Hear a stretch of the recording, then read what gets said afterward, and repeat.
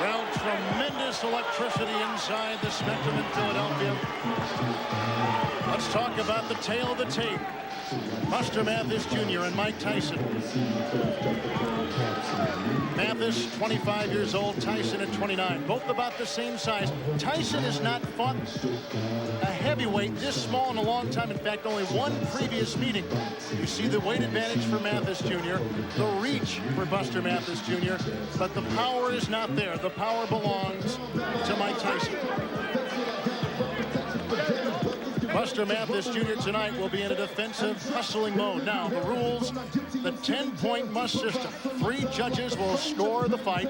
3 knockdown rule is in effect. Standing 8 count is in effect. Referee or the doctor can stop the fight. Fighter cannot be saved by the bell except for the last round of the foul rules. Before the end of the 3rd round, technical draw. After the 3rd round, the scorecards. Right now, let's go up to our ring announcer, Jimmy Lennon Jr. Ladies and gentlemen in attendance, boxing fans joining us across the nation on Fox, and sports fans joining us around the world.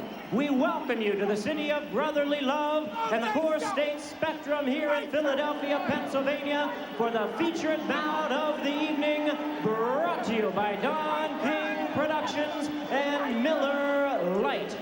This bout coming your way is sanctioned by the Pennsylvania State Athletic Commission, the chairman, former Philadelphia Eagle star and Hall of Famer Chuck Bednarik. Commissioners Andy DePaul, George Bachetto, and the Honorable Yvette Kane, Executive Director Greg Serb. Physicians at ringside, Dr. Paul Steinberg, Dr. Alan Brackup, and Dr. Cato Lorenzen. Timekeeper at the bell, Jimmy Mina. Keeping count of the knockdowns, Jim Bruce. Introducing our judges, scoring this bout from ringside, Ron Greenlee, Carol Polis, and Adelaide Triplett. Introducing our referee in charge of this bout, and he will be giving instructions after the introductions, Frank Cappuccino. All right, fans, here we go with our main event of the evening, a heavyweight special attraction scheduled for 12 rounds of boxing. Introducing first on my left, fighting out of the blue corner, entering the ring wearing gold trunks with black trim and hailing from Grand Rapids, Michigan. He weighed in at 224 pounds. He is undefeated in his campaign as a professional with 20 wins, no losses, 2 no contests, with 6 wins coming by way of knockout. He is representing the long-time fighting family tradition. Please welcome the IBF #4 heavyweight contender and the current USBA heavyweight champion, introducing the undefeated Buster Mathis Jr.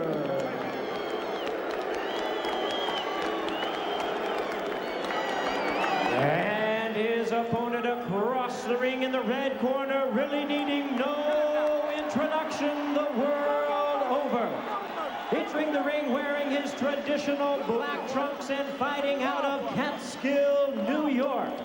He weighed in at 219 pounds with a record of 42 wins, only 1 defeat, with 36 big wins coming by way of knockout. He is the youngest ever to win a heavyweight title and the last to unify it in the ring by beating the champions of the WBC, WBA, and IBF. Currently ranked the #1 contender and continuing his quest to regain his titles, please welcome the former undisputed heavyweight champion of the world, the one, the only, Mike Tyson. Once again, a referee in charge, Frank Cappuccino. Good evening, gentlemen. You were both given your instructions. Protect yourself at all times. Touch close.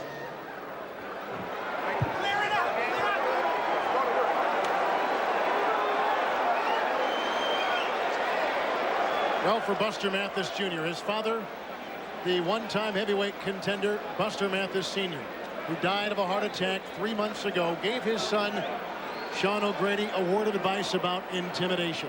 Yeah, he said, even if you can't be a champ, you can make a lot of money. This business isn't always about hitting or getting hit. Get in there, box, and move. Walk around a fighter like Mike Tyson. Don't be intimidated. And here we go, and Mathis just falling down, not being struck by Tyson, who himself missed on a left uppercut to begin things here. He ran right at Mike Tyson, much like Peter McNeely did, which he thought was interesting. Said Mike didn't handle pressure too well. Well, this is interesting because that's like a lamb walking to the slaughter. He ran to the slaughter. Well, he was surprised that Peter McNeely was able to back up on Mike Tyson, and that's what he's trying to do. Put him back on his heels. A fighter doesn't have as much power backing up. Oh, and another missed uppercut by Mike Tyson. Come on, get them hands loose. One of the things that the strategy involved with Buster Mathis Jr. tonight, be defensive. And again, Tyson continues to miss. And missing again, and missing again. And Mathis lands. It takes more out of a fighter to swing and miss than to swing and hit. Step back. Yeah, his own body would have to stop the punch as opposed to the other body stopping it for him. And he said he was a good slipper. So far, he's lived up to it. Mike was a bit wild in the Peter McNeely fight back in August. Nothing much in terms of evaluation gain there. They think tonight there will be an evaluation. But you know, in those punches of that Peter McNeely fight, he missed many times, like he's done the first part of this round. Let him go, Mike. Well, by pinning Tyson against the ropes, he almost guarantees he'll last the round, especially with those 224 pounds. Tyson connects right there, and Mathis comes back with the right uppercut. Mathis is trying to stay so close that Mike can't wind up with any of those big bombs and hit him. So far, it's worked. Do you like the strategy? So far, it's not bad. Jumping in, jumping out, pressing Mike, staying inside. We'll see what happens when he gets hit, though. Body punches. There's a shot by Mike Tyson with the left. Get off his neck. Buster said, I have to get his respect early, so I'm going to go in with a barrage in the early part of this fight, and I think he has done that. And he has done a nice job of slipping on the inside, Buster has. He said that was the most underrated part of his game, the slipping. Yes. I have seen him in fights before where he wasn't slipping, where he did get hit. But tonight, he's doing a good job slipping. Tyson missing again with the left uppercut. Tyson really trying to swing from the third row. Step back, Buster. Just briefly a moment ago, Mike switched to southpaw and threw like a right jab, which I thought was interesting. Well, it's not too hard right now to discern the early strategy by Buster Mathis. Oh, yeah, smother the power, get inside of it. Get him loose, What you get him loose. can't do with a fighter like Mike Tyson, his hooks are too big. You can't go away from him. All he does is extend his hooks. Yeah. With Bobby Chaz and Sean O'Grady and James Brown, Kevin Harlan ringside at Philadelphia's Spectrum. We are through with round one, and Buster Mathis has lasted. Tyson is not sharp. Look at all these misses from him on the inside. Buster Mathis, there is a miss. Strike one, strike two. Buster Mathis doing a good job of rolling on that big belly that he has to try to avoid punches. Here comes Tyson now, connecting with the left jab and coming with the right, and again, he is crowded by Mathis. You notice that Mike this time, instead of coming out throwing hooks, which Buster can get under, came out jabbing, setting up the jab. Even a short man can be effective with the jab. Mathis picked off some of Tyson's shots with his glove and made him miss with his movement. That slipping we talked about before. And again, Tyson coming and missing again with the left hook. But swinging with a lot of power. Step back. Let him go. Swinging and missing, Mike Tyson. Says that he is physically stronger now. Oh, low blow from Buster Mathis. Mathis had to do something to take away that barrage from Mike Tyson. All right, break. Stop. He didn't want to be intimidated. Bobby Chaz, what about the size, the height of Mathis and Tyson going up against a guy almost shorter? Well, you know, that's a funny thing because I used to tell people, listen, if I ever go up to heavyweight and I fought Mike, I'd get underneath Mike. He'd have to punch down at me, which is something he's not only not used to, but not as good at. And you're going to see some quick combinations by Mathis. With the combination right there, and that's exactly what Mathis is doing. There is no quit in Buster Mathis. Game young man, and he's taking it to Mike Tyson. Tyson's the one trying to hold on. Step back. No one thought that Buster Mathis Jr. would last through round 1. He has done that, and he is halfway through round 2. Now, as we spoke about before, the jury's still out until he fights a top contender. Well, some of his detractors may say, wow, Buster Mathis manhandled him at points. Mike isn't the Mike of old. Tyson misses again with the left. From the southpaw With the stance. left. And he comes with the right. And Mathis comes back. Game kid. Buster Mathis loves the uppercuts.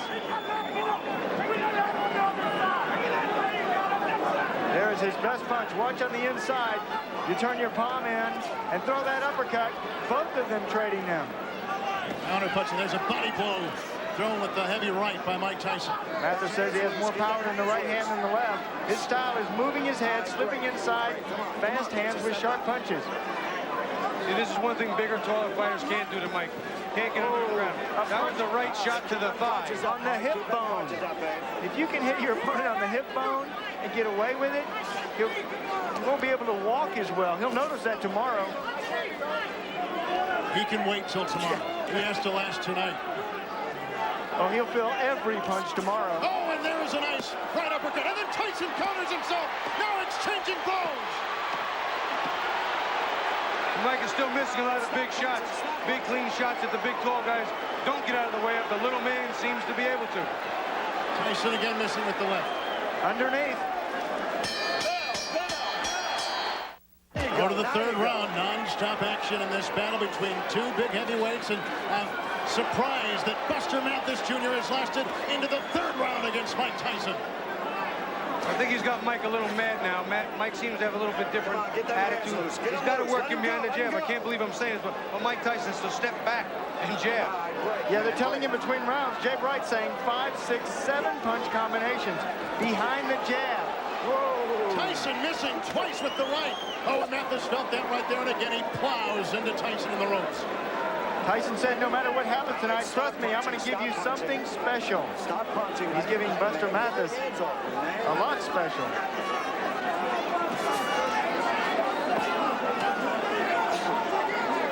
Mathis has been crowding. Mathis has been slipping punches. Mathis has been ducking. And it's caused Tyson to miss numerous times on big, wild shots. Well, they're very happy in the corner of Buster Mathis.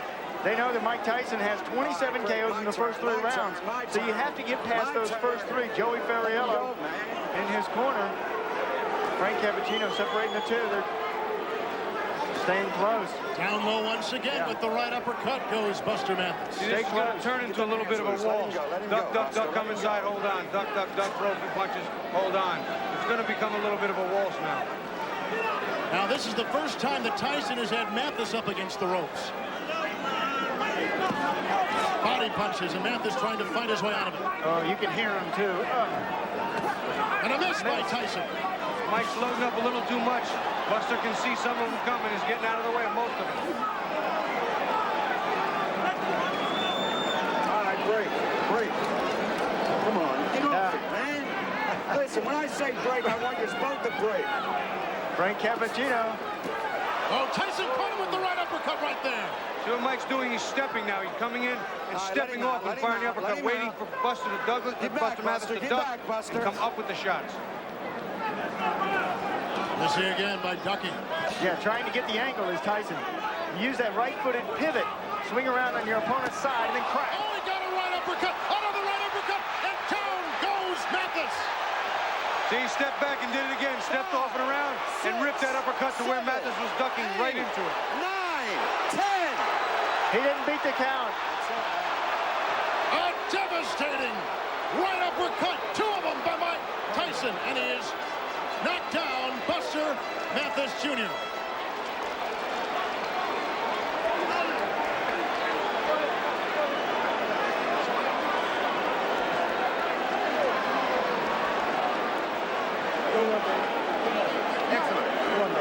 Well, no one thought that Buster Mathis Jr. would last 1 round. No one thought he would last 2 rounds. and almost no one gave him a chance to get into the third, but that's what he did. Somewhat of a surprise here in Philadelphia, but Mike Tyson wins again. They know it, and he was laying all over.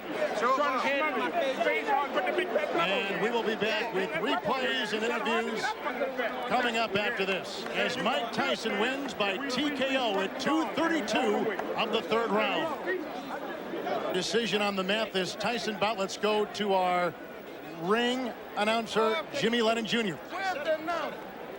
Ladies and gentlemen, we have the time of 2 minutes, 32 seconds in round number 3. Our referee in charge, Frank Cappuccino, reaches the count of 10. The winner by way of knockout, Mike Tyson.